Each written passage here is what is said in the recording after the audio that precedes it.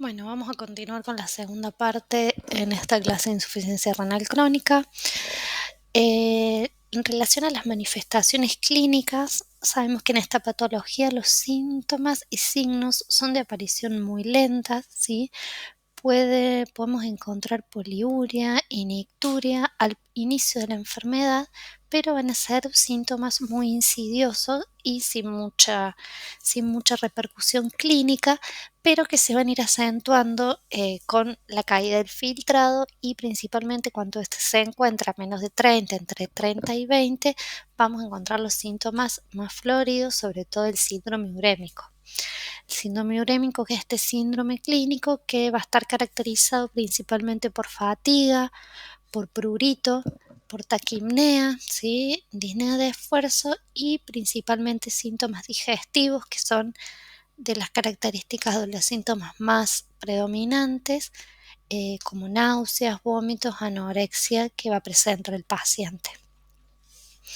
Al examen físico de este paciente vamos a encontrar un paciente sí con un aspecto eh, de un enfermo crónico bastante desmejorado, un paciente con bajo peso, en general bastante desnutrido.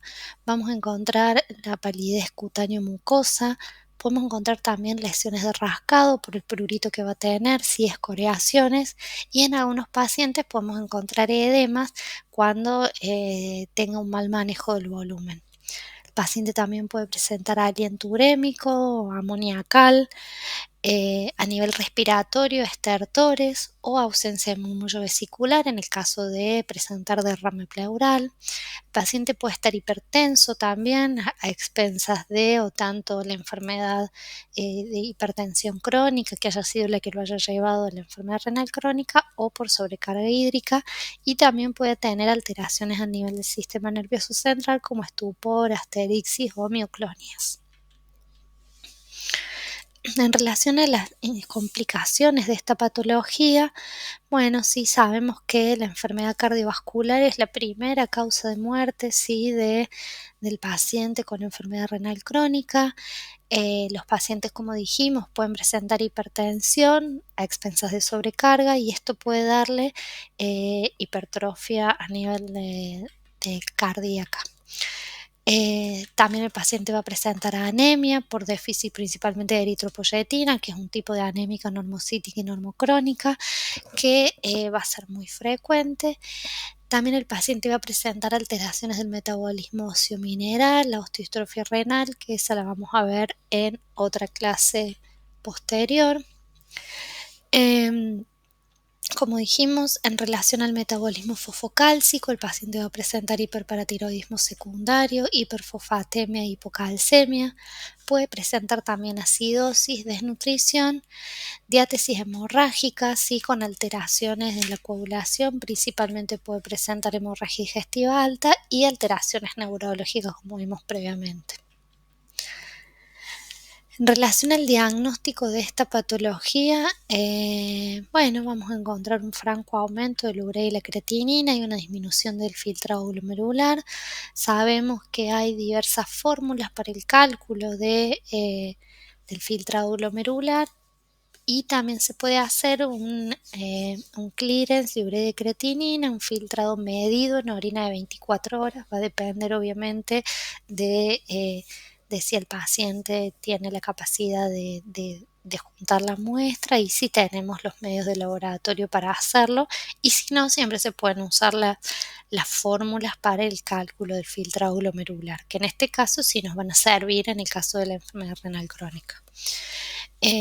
También, bueno, vamos a encontrar un paciente con anemia, como dijimos previamente, con hipocalcemia e hiperfosfatemia. Sí vamos a encontrar, esto es importante, para tu hormona aumentada. La PTH es un valor que nos habla ya de una enfermedad renal en general consolidada o ya crónica. Y en la ecografía renal, los métodos de imagen nos van a servir para ver el tamaño de los riñones. Vamos a ver una disminución de los mismos, ¿sí? Una disminución en la diferenciación córtico-medular. Pero bueno, es importante tener en cuenta que esta disminución del tamaño renal no la podemos no encontrarla en los pacientes poliquísticos que tienen poliquistosis renal, donde en general a expensas de quistes los riñones presentan un gran tamaño, ¿sí? Pero que no tenemos corteza, o sea, no tenemos nefronas, sino solamente quistes. Y en los pacientes diabéticos, donde podemos tener riñones de tamaño normal o levemente aumentado, ya con daño renal consolidado.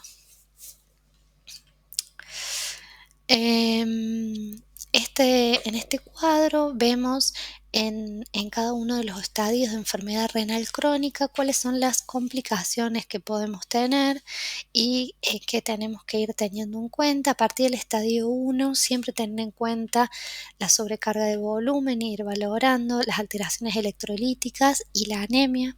A partir del estadio 3, ya le sumamos las alteraciones del metabolismo óseo-mineral y parámetros nutricionales y de acidosis, y en los estadios 4-5 ya empezamos a tener más, poner más el ojo en los síntomas. Si el paciente presenta síntomas, como decíamos, anorexias, náuseas, vómitos, los síntomas digestivos son los más floridos, inversión del patrón del sueño, puede aparecer también prurito y fatiga y signos de uremia. Y también tener en cuenta las alteraciones del laboratorio. Entonces, para ir viendo qué tenemos que tener en cuenta según cada estadio. Bueno, ya llegando a la última parte, en relación al tratamiento, en estadios tempranos siempre tenemos que ver cuáles son los factores evitables o reversibles o que pueden llevar a que la patología no siga progresando, ¿sí? Cuáles son los factores que pueden prevenir o retrasar la progresión de la enfermedad renal crónica. Por ejemplo, si tenemos un paciente diabético, bueno, tenemos que tener valores de hemoglobina glicosilada dentro de lo esperado para ese paciente. Si tenemos factores consumidores de AINES crónicos, rotar por otros medicamentos. Si tenemos pacientes con alguna glomerulopatía o con proteinuria, tratar de disminuir la proteinuria, o sea, todos los factores que podemos controlar o manejar para evitar o retrasar la progresión, ¿sí? Es importante o a veces es necesario el uso de diuréticos, valorar el metabolismo fosfocálcico, como dijimos, lo vamos a ver en otra de las clases. Vacunar al paciente es muy importante, preparándolo ya en el caso de que progrese su enfermedad renal crónica para su ingreso a diálisis, y como justamente preparar al paciente para el ingreso a diálisis a través del acceso vascular. Bueno, estas son algunas de las metas terapéuticas para maximizar la nefroprotección a través de distintas intervenciones, ¿sí? ¿Y cuál es el objetivo terapéutico? Sabemos que los IECA y los ARA2 son muy utilizados para prevenir o disminuir la proteinuria. Sí, vamos a tener como meta el control de la presión arterial, la restricción proteica en el paciente, el control glucémico, como dijimos, a través de la hemoglobina glicosilada, tratamientos hipolipemiantes y cambio en el estilo de vida con disminución de peso, disminución del consumo de sal y suspensión del hábito tabáquico. ¿Qué pasa cuando ya tenemos un paciente con enfermedad renal crónica terminal, o sea, un paciente en estadio 5 de enfermedad renal? Bueno, ya tenemos que plantearnos la necesidad de realizar una terapia de reemplazo renal. Esta puede ser la hemodiálisis, puede ser la diálisis peritoneal o puede ser el trasplante renal. Bueno, dentro de la hemodiálisis, acá quedó solapado, tenemos 3 tipos de accesos vasculares. Tenemos la fístula arteriovenosa, que es la que vemos hacia la izquierda de la pantalla, donde vemos que hay un shunt arteriovenoso con la hipertrofia venosa, y que la punción de dicha vena es la que extrae la sangre para pasar por la membrana del dializador y la devuelve. Por otro lado, en el mismo dibujo arriba hacia la derecha encontramos una prótesis vascular, que es un elemento plástico, ¿sí? con el que se hace el shunt arteriovenoso se hacen pacientes en general que no presentan, que no tienen buenas venas, ¿sí? Buenos accesos venosos. Y por último, abajo tenemos el catéter permanente, que también es un tipo de catéter que se usa como acceso vascular definitivo. Estos tres son accesos vasculares definitivos que se van a valorar el, la realización de uno de otro según el paciente. Siempre es importante recordar que el acceso de elección es la fístula arteriovenosa seguida por la prótesis y por último los catéteres permanentes. Y como decía abajo, el régimen o la modalidad dialítica es de 3 veces por semana de 4 horas cada sesión. Después tenemos la diálisis peritoneal, que en adultos se hace de forma crónica, no se hacen agudos, solamente crónicos, ¿sí? Y este tipo de diálisis peritoneal es como dijimos previamente en la clase de insuficiencia renal aguda, se usa el peritoneo como membrana, ¿sí? Para realizar la diálisis, y hay dos tipos. Tenemos la diálisis peritoneal continua ambulatoria, que es la DPCA, ¿sí? Y de esta forma el paciente realiza 3 o 4 cambios al día, se coloca una infusión de una solución de diálisis de aproximadamente 2 litros, se deja una permanencia, en general son 3 o 4 horas, y posteriormente se drena dicha solución y se vuelve a colocar la siguiente bolsa. Y tenemos, si no, la diálisis peritoneal automatizada, que es la DPA, que se realiza por medio de una máquina que se llama cicladora y a la cual el paciente se conecta a la noche mientras duerme. La diálisis peritoneal, bueno, obviamente que tiene ventajas que le da al paciente una cierta autonomía que la hemodiálisis no le da, pero bueno, los dos métodos tienen sus pros y sus contras que son valorados por el nefrólogo con cada paciente para ver cuál es el mejor método para dicho paciente. No todos los métodos de diálisis son para todos los pacientes.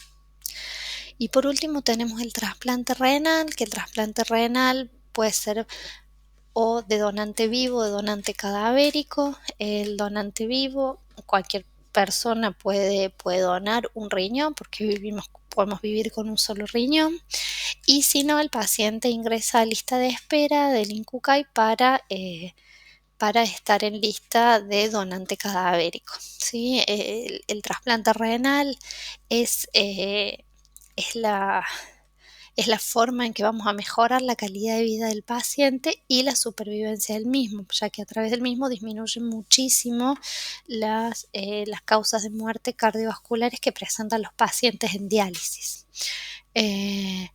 Bueno, es importante recordar que una vez realizado el trasplante, el paciente queda con un régimen de inmunosupresión de por vida y que, bueno, es el que puede ser causante de alguna de las complicaciones que después puede tener obviamente el trasplante renal, pero es un cambio en calidad de vida muy importante para el paciente una vez que se trasplanta. Bueno, y este es un ejemplo de una nefrectomía por videolaparoscopia, en el cual se extrae de un donante vivo uno de los riñones y en fosíliaca derecha o izquierda se coloca el injerto renal para el posible receptor. Y acá les puse esto para que vean, es de INCUCAI, ¿sí? El INCUCAI, como sabrán, es el Instituto Nacional Central Único Coordinador de Ablación e Implante de la República Argentina. Y como vemos en la tablita, ¿sí? En esta tabla vemos los pacientes que están agrupados por antigüedad en lista de espera. El primer lugar están los pacientes de que esperan un riñón, ¿sí? Y donde vemos que el total de pacientes que al día de hoy están esperando un trasplante renal son 5.281. Vamos viendo con el correr de los años y vemos que la máxima cantidad de pacientes está entre los 3 y los 7 años de trasplante, y después vemos como a partir de los 7 años ya disminuye la cantidad de pacientes por la alta mortalidad que hay en los pacientes en diálisis. Y bueno, eso sería todo de esta clase. Recordamos de nuevo, siempre a favor de la donación, soy donante y se lo digo al mundo, y tener en cuenta el día de la donación de órganos y tejidos, que es el 30 de mayo. Bueno, espero les haya servido. Cualquier comentario o duda pueden escribirme a mi mail por cualquiera de las dos clases. Muchas gracias.